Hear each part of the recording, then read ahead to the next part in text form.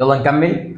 تعال نحل السؤال الاولاني. ببحث امكانيه حل مجموعه المعادلات 2 3 2 3 1 1 1 سالب 2 سالب 1 س ص ع 0 0 0. ده نوع المعادلات 0 0 0. جميل. متجانس. حلو.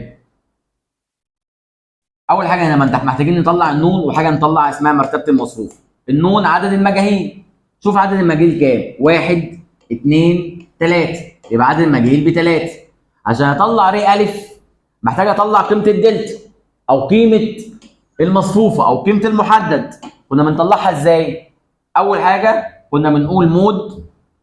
تعالى نفرمت الآلة. شيفت 9 3 يساوي اي سي.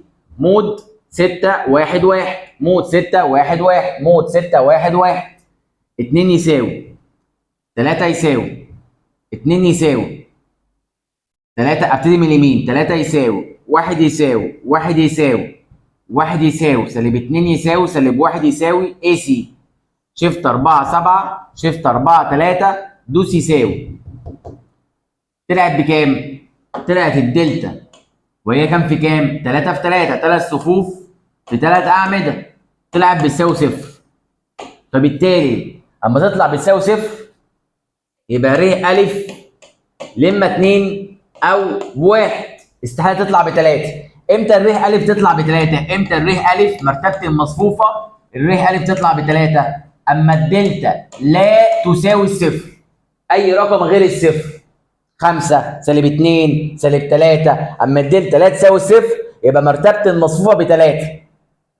او ر ا نجمه ر ا نجمه بثلاثه. كده كده هنا مفيش ر ا نجمه. ليه مفيش ر ا نجمه؟ بسبب الاصفار دي. مفيش ر ا نجمه. فبالتالي لا يوجد حل على الاطلاق. لا دي مش معايا اصلا في الاختيارات. ليه؟ عشان هنا اصفار. يبقى لا يوجد حل على الاطلاق. لا مش معايا عشان ده صفر وده صفر وده صفر.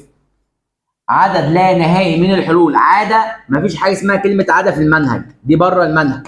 الاختيارات دي بره المنهج. عدد لا نهائي من الحلول بينهما الحل الصفري. الاجابه الف. ليه بقى اخترنا دي؟ عشان نون بثلاثه والره الف لما باثنين او بواحد. مش هنختلف، قول باثنين مثلا. النون لا تساوي الره الف. لا تساوي. يبقى عدد لا نهائي من الحلول بينهما الحل الصفري. طب النون دي طلعت بثلاثه ازاي؟ عشان 1 2 3. النون دي عدد المجاهيل. طب ر ا طلعت باثنين ازاي؟ عشان جبنا دلتا 3 في 3 3. اما تطلع بثلاثه امتى؟ اما الدلتا لا تساوي الصفر. طب لو الدلتا بتساوي صفر يبقى ر ا لما 2 او بواحد. طب اعرف 2 او 1 ازاي؟ اعمل بلوك الاربع ارقام وهات الدلتا 2 في 2. مقص يمين ناقص مقص شمال يبقى الدلتا 2 في 1 ب 2، 3 في 3 ب 9 يبقى سالب 9. يبقى الدلتا بسالب 7. الدلتا لا تساوي الصفر وهي كام في كام؟ 2 في 2 يبقى ر ا ب 2. حلو. انت عندك ايه؟ عندك هتجيب الدلتا 3 في 3. لو قيمه الدلتا 3 في 3 لا تساوي الصفر، اي رقم غير الصفر، اي رقم غير الصفر، يبقى ر ا مرتبه المصفوف او مرتبه المصفوفه الموسعه اللي عليها نجمه يساوي 3. يساوي الرقم ده اي رقم فيهم. طب لو الدلتا 3 في 3 بتساوي صفر، الحاله دي اعمل ايه؟ بلوك اربع ارقام. هتحولها ل 2 في 2. هتحولها لمصفوفه 2 في 2. هات الدلتا. عندي كام احتمال لدلتا؟ يا اما لا تساوي الصفر او بتساوي الصفر. هنا 2 في 2 برضه صح، وهنا 2 في 2. اما الدلتا 2 في بجيب الدلتا ازاي؟ مقص يمين ناقص مقص شمال. لا تساوي يبقى ر ا او ر ا نجمه بتساوي الرقم ده كام؟ 2. طب لو الدلتا 2 في 2 بتساوي صفر يبقى ر ا ها بيساوي 1 ور ا نجمه برضو بيساوي 1. جميل. يبقى هنا ايه؟ دي الاجابه ج اما يكون هنا في ارقام مش معايا اصلا، ودي مش موجوده اصلا في المنهج، يبقى اختار الف. اللي بعديها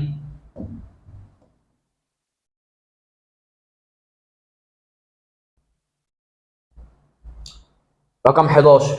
رقم 11 بتقول لي ايه؟ عايز ايه رقم 11؟ قيمة كاف التي تجعل عاملا س للمحدد. أول حاجة، أول ما يقول لك عاملا يبقى عوض عن السين بصفر وقيمة المحدد تطلع بيساوي صفر. طب لو جات لي في الامتحان كده بكرة، اوجد قيمة س التي تجعل س سالب واحد أحد س سالب 2 أحد عوامل. س سالب 2 أحد عوامل لو جات لي في الامتحان النهارده. اخد اللي جوه القوس هساويه بصفر. اخد اللي جوه القوس هساويه بصفر. طلع قيمه س، يبقى س بكام؟ ب 2. يبقى هشيل كل س في المحدد اقعد عنها بكام؟ ب 2. وقيمه المحدد تطلع بكام؟ بصفر. مش فاهم. قال لي اوجد قيمه كاف التي تجعل س سالب 2 احد عوامل. يبقى قيمه س عوض عن قيمه س ب 2.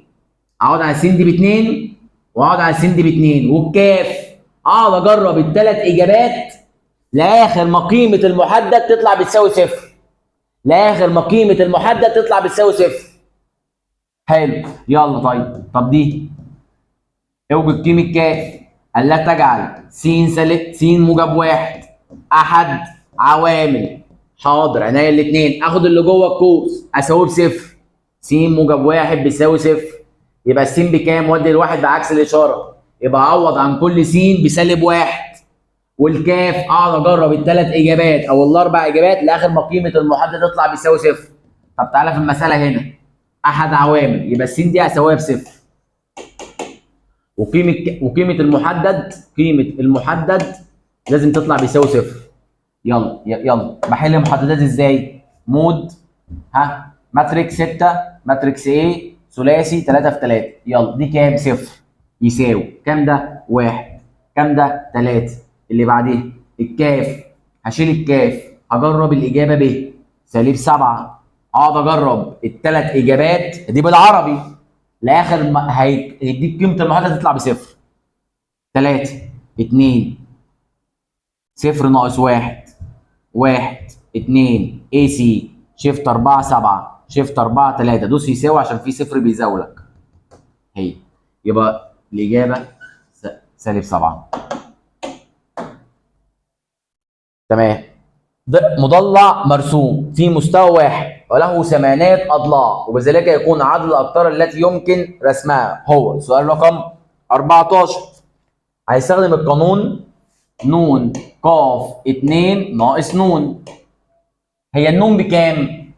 8. يبقى النون ب 8. يبقى 8 ق 2 ناقص 8. امسك الاله الحاسبه.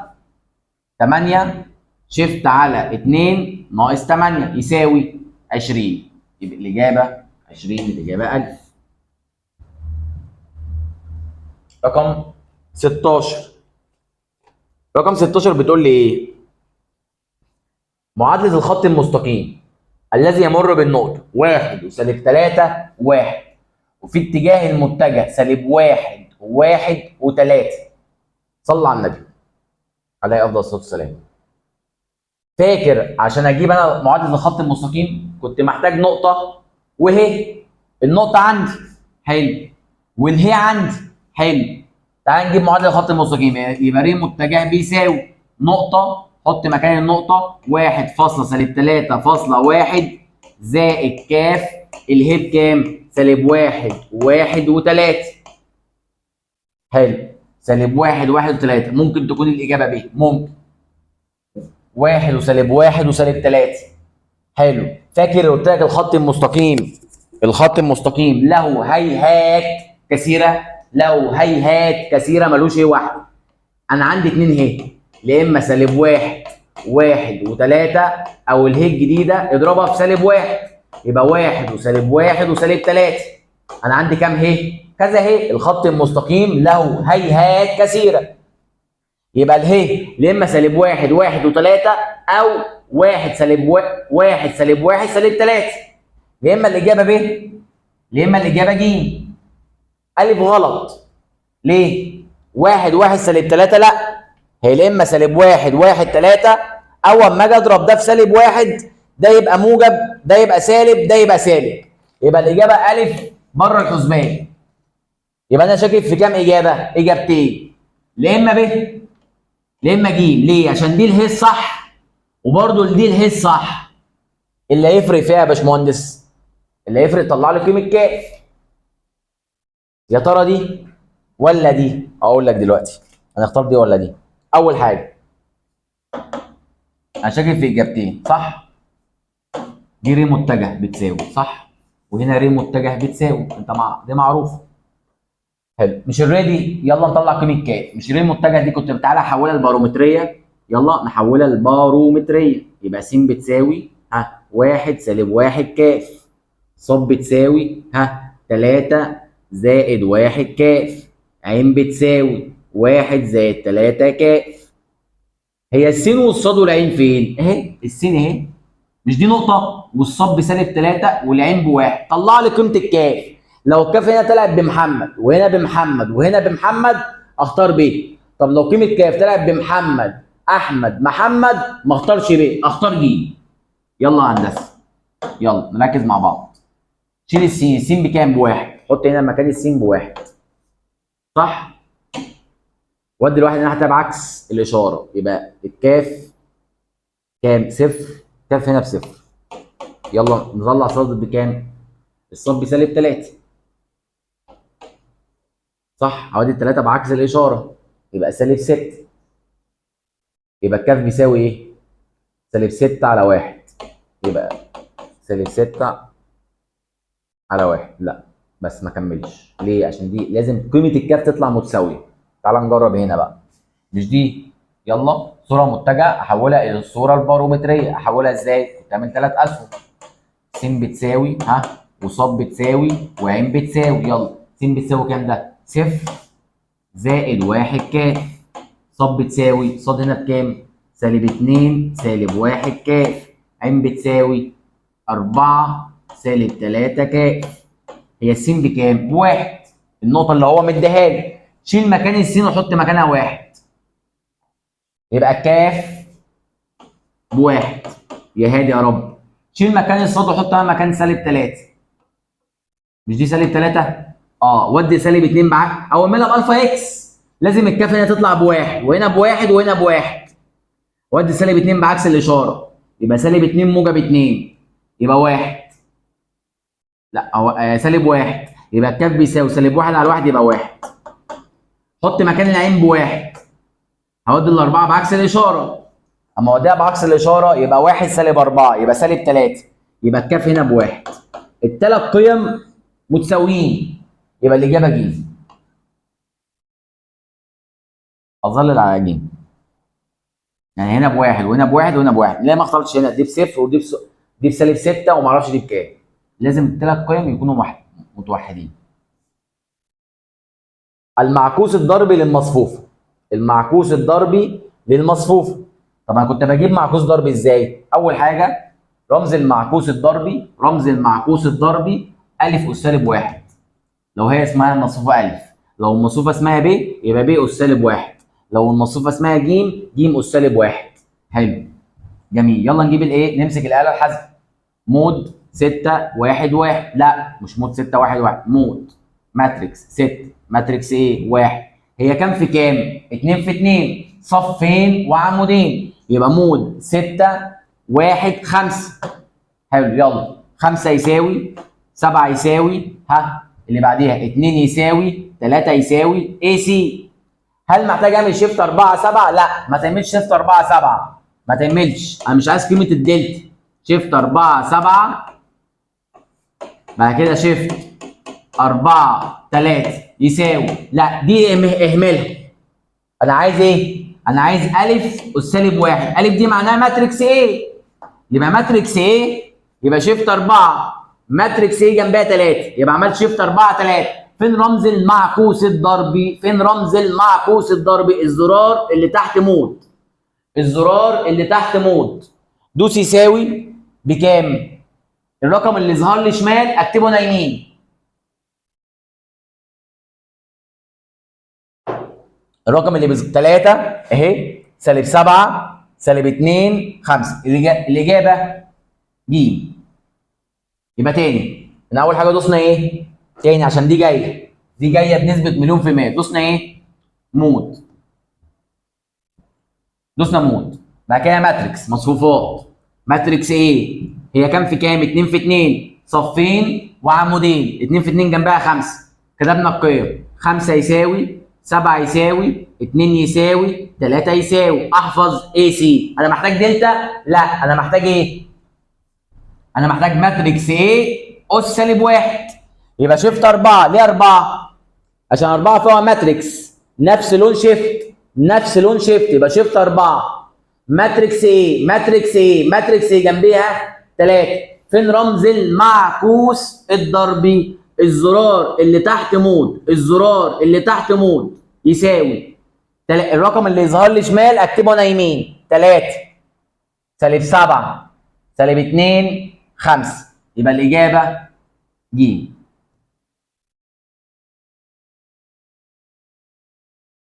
تعالى سؤال رقم 21. إذا كانت ع بيساوي 8 ت على جذر 3 ناقص ت، وبذلك تكون جذر ع تساوي. عشان نحل سؤال رقم 21 هستخدم القانون ده. هو عايز جذر ع. هو عايز جذر ع. ممكن السنه دي يجيبها لك ع اس نص. ع اس نص هي جذر ع. ع اس نص هي جذر ع. القانون بيقول لي ايه؟ موجب او سالب جذر لس على الاثنين زائد جذر لام ناقص س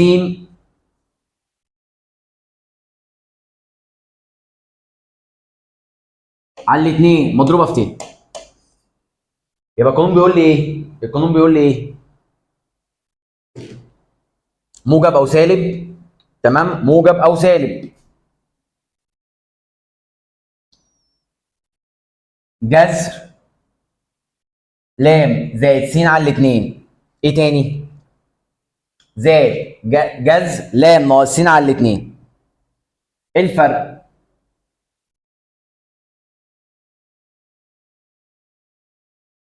ايه الفرق؟ الفرق هنا موجب وهنا سالب. لس عشان تحفظها. لس عباره عن كام حرف؟ حرفين. لس لام والسين. اللام الاول. اللام الاول بعد كده السين. اللام الاول بعد كده السين. والجذر جاي على البسط والمقام. والجذر جاي على البسط والمقام. اللام دي هي الار، والسين اللام هي الار او المقياس يعني، والسين الجزء الحقيقي. السين الجزء الحقيقي. يلا نروح على المساله. يلا يبقى انا محتاج اجيب جزء حقيقي واللام. اول حاجه اكتب المساله. شرط الكسر مش بتتعمل. فرمت الاله. شيفت 9 3 يساوي سي. اول حاجه 8 ت. حرف الت مش بيتعمل، اللي فوق ال 8. يبقى دوس مود 2. حرف الاي بيتعمل. حلو. 8 اي على جذر 3 اطلع من تحت الجذر ناقص ت. يبقى كتبت 8 ت على جذر 3 ناقص ت يساوي. انا عايز الجزء الحقيقي يبقى س بسالب 2. يبقى انا طلعت السين بسالب 2. روح عوض عن السين بسالب 2. دي بسالب 2 ودي بسالب 2، والسالب دي بتاعت القانون. محتاجين اللام. يبقى انا كتبت المساله دوست يساوي، طلعت لي الجزء الحقيقي والجزء التخيلي. انا عايز الجزء الحقيقي. السين دي الجزء الحقيقي. خلي بالك لس محدش يقول س لام. لا، ببتدي اللام س. لام س. لام س. لام س. دي على الاثنين ودي على الاثنين. الجذر جاي بسط ومقام، واحد بالموجب واحد بالسالب. اللي بالسالب معاه ت. يلا نطلع الار. نطلع ار ازاي؟ شيفت 2 ار وسيتا 3. شيفت 2 3 شيفت 2 3 شيفت 2 3.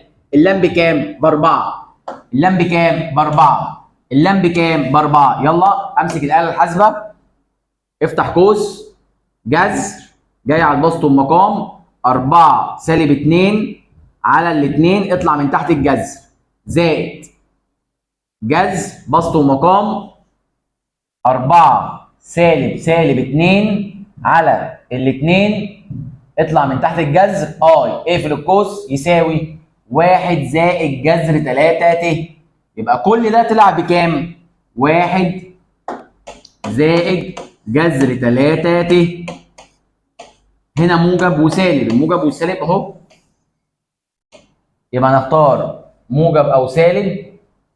دي موجب. يعني الاجابه دي عايزه تتعدل. 1 زائد جذر 3 مضروبه في موجب او سالب. الاجابه ب. رقم 22 بتقول لي معادله الخط المستقيم الذي يمر بالنقطه 1 وسالب 2 و1 وفي اتجاه المتجه سالب 1 و2 و1. علشان اجيب معادله الخط المستقيم محتاج نقطه ومحتاج ه. هو قال لك اهو في اتجاه المتجه بس مسميه ب. يسموا لك ب، يسموا لك ايه؟ اهم حاجه في اتجاه المتجه ومديك متجه ودي نقطه. حلو. مش الخط المستقيم له هيهات كثيره؟ يبقى انا عندي كام متجه؟ متجهين، يا اما سالب 1 و2 و1 او اضربها في سالب 1 يبقى 1 وسالب 2 وسالب 1. تعال نبص 1 و2 و2 الاجابه ب غلط. موجب سالب، لا هي موجب سالب سالب. الاجابه برضو الف غلط. موجب سالب، موجب سالب، لا هي موجب سالب سالب.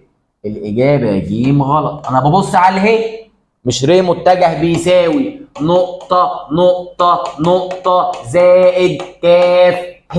انا ببص على اله. انا عندي كام ه؟ الخط المستقيم له هيهات كثيره. انا عندي اله دي، او اضرب دي في سالب 1 يبقى سالب تبقى موجب، الموجب يبقى سالب، الموجب يبقى سالب. انا عندي 2 ه بدور على دي او دي. موجب سالب سالب يبقى الاجابه د بمجرد النظر.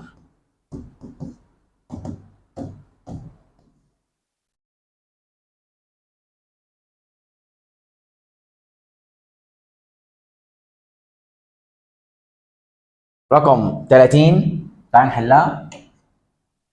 نصف قطر دائره تقاطع الكره، او عايز نصف القطر س تربيع زائد ص تربيع زائد ع تربيع ناقص 2 س ناقص 4 ص ناقص 8 ع بيساوي 11.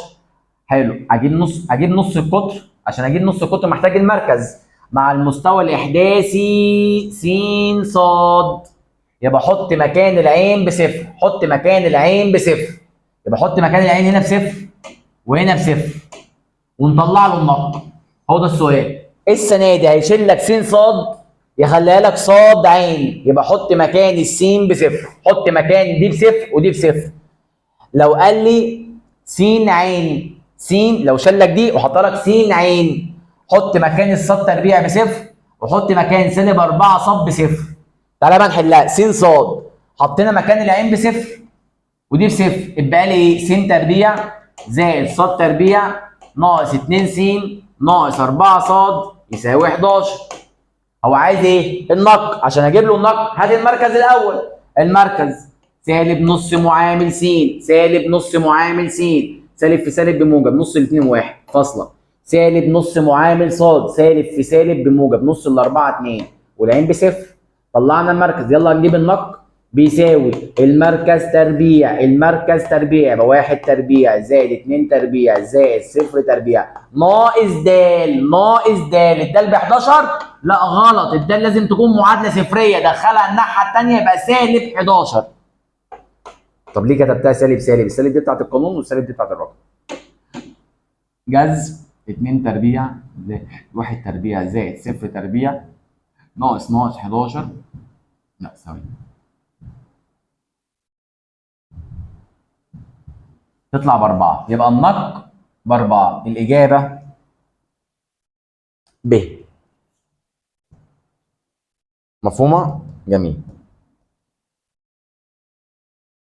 مرتبة المصفوفة الموسعة للنظام 2 س ناقص ص بيساوي 3، 6 س ناقص 3 ص بيساوي 9. هو عايز مرتبة المصفوفة الموسعة. يلا نكتبها على هيئة معادلات. ايه؟ معادلات. مرتبة المصفوفة الموسعة.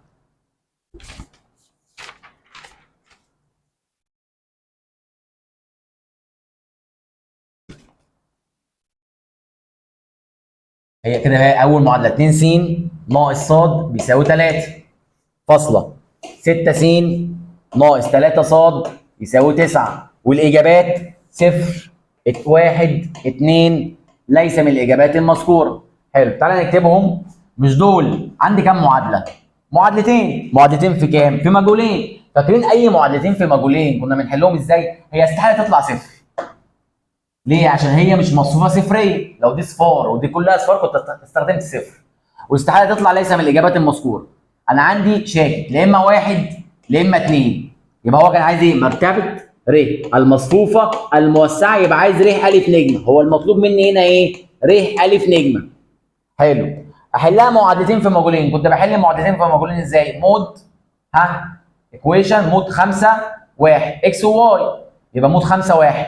معامل السين هنا بكام؟ ب 2 يساوي.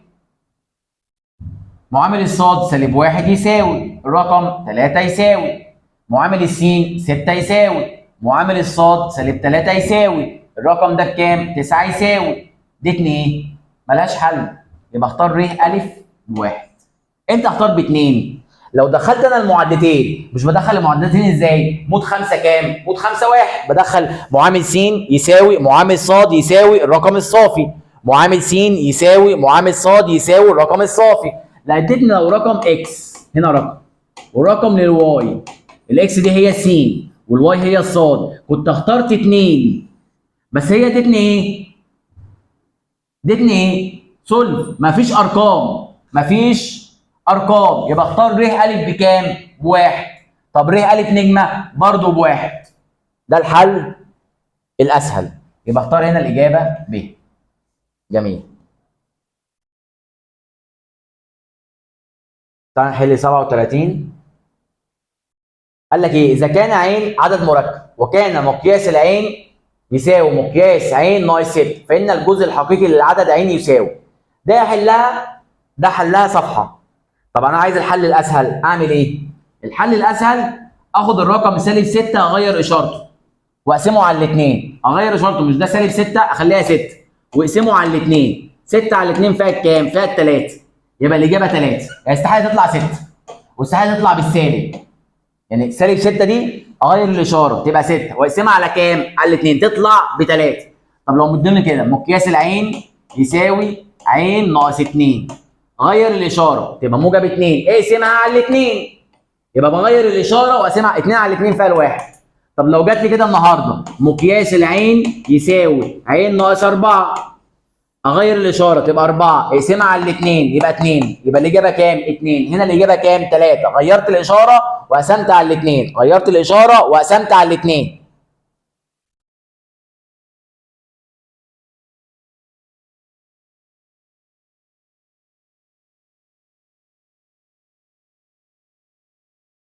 تعالى سؤال رقم كام؟ 37. معادله الخط المستقيم الذي يمر بالنقطه 1 وسالب 2 و1 في اتجاه المتجه 1 3 1. حلو. عشان اجيب الخط المستقيم مساله رقم 37، عشان اجيب المعادله انا محتاج نقطه، صح؟ مش ر متجه بيساوي نقطه 1 وسالب 2 1 زائد كاف الهي بكام؟ 1 و3 و1. حلو. ده مديلك في الصوره الاحداثيه، الاجابات كلها في الصوره الاحداثيه. شيل الر، كنا من يلا كنا نحط مكانها س ص ع، يبقى س بتساوي 1 زائد 1 كاف، ص بتساوي سالب 2 زائد 3 كاف، عين بتساوي 1 زائد 1 كاف. يبقى اول حاجه جبت متجهه، بعد كده بارومتريه. يلا نجيب الاحداثيه، هعمل 3 شرطه على، يبقى س ناقص 1 قسمت على الواحد، صاد موجب 2 قسمت على الثلاثة، عين سالب 1 قسمت على الواحد، وديت الواحد بعكس الإشارة وقسمت على معامل كاف، وديت سالب 2 بعكس الإشارة وقسمت على معامل كاف، وديت الواحد بعكس الإشارة وقسمت على معامل كاف. يبقى دي الإجابة اللي أنا اختارها. صح؟ جميل. تعالى بقى نبص على الإجابات. أو مقام 1 3 1. مقام هنا 1 3 1 دي تنفع. المقام هنا 2 6 2. هو مش ينفع امسك الهي اضربها في 2؟ يبقى 2 في 1 ب 2، 2 في 3 ب 6، 2 في 1 ب 2. يبقى ده اللي ممكن تنفع. 2 6 2 2 6 2. يعني مش الهي ينفع اضربها في اي رقم او اقسمها في اي رقم الخط المستقيم له هيهات كثيره. 2 4 2 لا، ج دي بره الحسبان. ج دي ايه؟ بره الحسبان. ليه؟ 2 4 2 لا، هي 2 6 2 او 1 3 1. يبقى انا شاكك في اما الاجابه الف او ب او د. 3 اجابات انا شاكك فيهم. عشان نبص اللي هنا كام؟ 1 3 1 واللي هنا بكام؟ 2 6 2. ينفع 2 6 وهنا 2 6 2. نجرب بقى.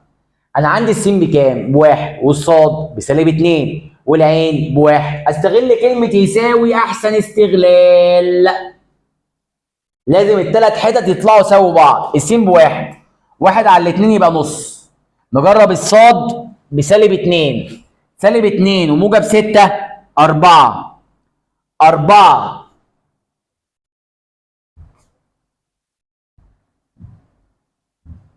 سالب 2 موجب 6 على الست يساوي 2 على 3. لا غلط، هي نص بيساوي 2 على 3. ما كملش، هي دي لازم تطلع نص نص نص. محمد محمد محمد. ما كملش. تعال نجرب د. النقطة السين بكام يا ابني؟ بواحد، والصاد بسالب 2، والعين بواحد. 1 ناقص 1 صفر. صفر على الاثنين بصفر. جميل. نجرب الصاد بكام؟ بسالب 2. سالب 2 وسالب 2 سالب 4. سالب 4 على الستة سالب. ما كملش، هو صفر بيساوي سالب 2 على 3. ما كملش. نجرب ب. نجرب ايه؟ ب. السين بكام؟ بواحد. واحد على الواحد يبقى فيها الواحد يساوي. الصاد بكام؟ الصاد بكام من نقطة؟ بسالب 2. سالب 2 موجب 3. 3. 3 على 3 فيها الواحد. ايه ده الحتة دي؟ يلا نجرب عين. العين بكام؟ بواحد. واحد على الواحد فيها الواحد. ايه ده؟ الثلاث حتت بيساووا بعض، يبقى الإجابة ب. جميل جدا. الإجابة ايه؟ ب.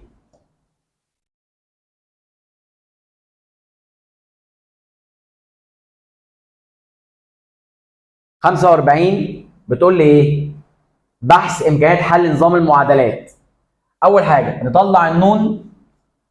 أول حاجة عدد لا نهائي من الحلول عاد الحل الصفر. دي مش عندي في المنهج اصلا، دي مش عندي في المنهج، بره المنهج.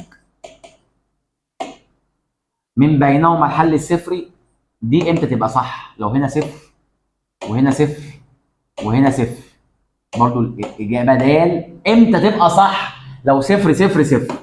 يبقى انا عندي حلين، الحل البديهي فقط او لا يوجد حل على الاطلاق. هتطلع لا يوجد حل على الاطلاق. اول حاجه هنطلع النون. النون كام مجهول؟ النون بثلاثة.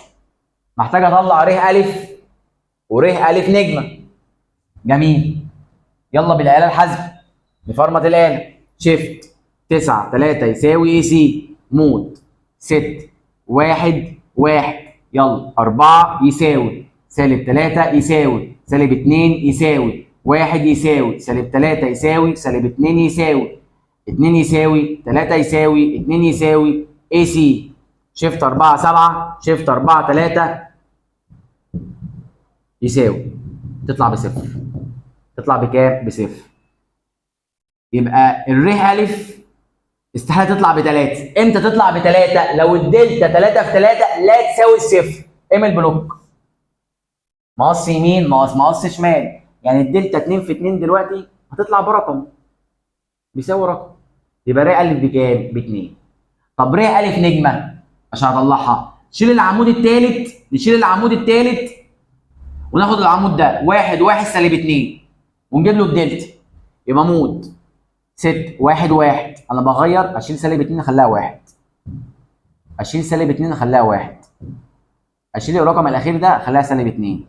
اي سي شيفت 4 7 شيفت 4 3 تطلع ب 9. يبقى ر الف نجمه ب 3. عارف ليه ب 3؟ عشان الدلتا 3 في 3 طلعت لا تساوي الصفر. واما تطلع لا تساوي الصفر يبقى ر الف نجمه ب 3. ايه ده؟ ر الف ب 2 ور الف نجمه ب 3. ر الف لا تساوي ر الف نجمه. يبقى نختار ايه؟ لا يوجد حل على الاطلاق.